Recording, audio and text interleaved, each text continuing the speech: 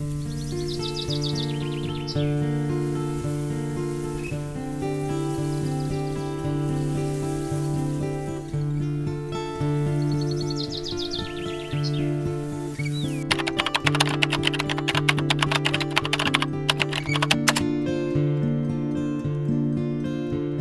bilan très positif.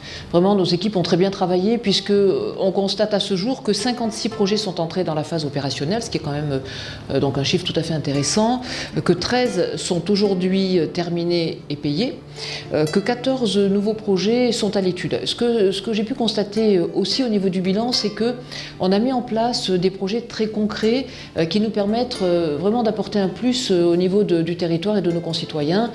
Par exemple, le réseau des bibliothèques dans la vallée de l'Ubaye, qui est tout à fait apprécié au niveau des Ubayens.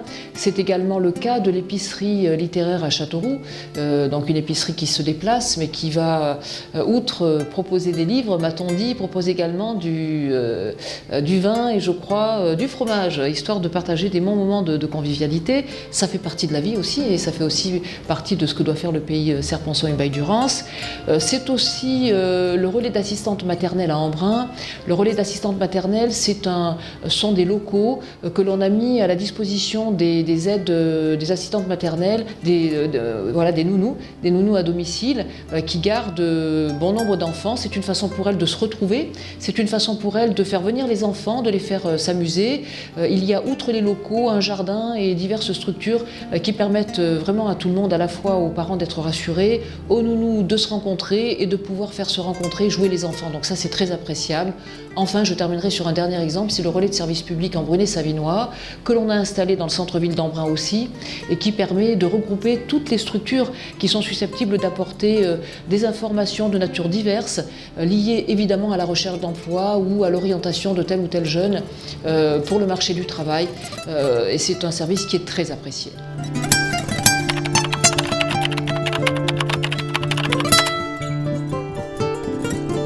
C'est évidemment un axe qui a toujours trait à la proximité. Je pense que c'est ce dont ont besoin nos territoires et ses habitants. Par conséquent, avec l'équipe, on est en train de travailler sur une thématique qui finalement va nous ouvrir des tas de possibilités, qui s'appelle les territoires cultivés. Alors, à la fois au sens culturel du terme, dans la mesure où on voudrait proposer toutes sortes d'actions qui vont permettre aux habitants d'accéder toujours plus à une forme de culture, de connaissances, qu'elle soit à travers la littérature, qu'elle soit cinématographique, qu'elle soit musicale,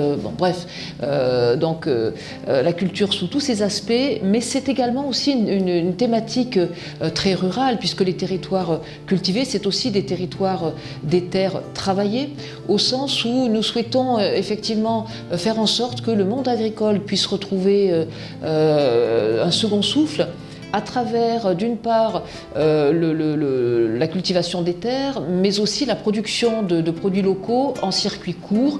C'est la raison pour laquelle on travaille aussi à des débouchés de circuits courts vers notamment les cantines scolaires, vers les hôpitaux, vers les cantines des collèges et des lycées, pour que enfin on puisse proposer aux personnes qui sont hospitalisées, aux personnes qui bénéficient d'un système de portage de repas à domicile fabriqué notamment par les centres hospitaliers ou autres, mais aussi aux enfants de bénéficier d'une nourriture locale. Vraiment, je crois qu'aujourd'hui, c'est un débouché qu'il faut absolument utiliser. Et cette idée de territoire cultivé nous paraît intéressante parce qu'elle ne ferme la porte à aucune possibilité, et on pourra vraiment intégrer toutes sortes de propositions originales, issues de tout milieu. Et au fond, moi, c'est vraiment ça qui m'intéresse, ne pas fermer la porte, être sur une dynamique d'ouverture, de propositions toniques et ouvertes.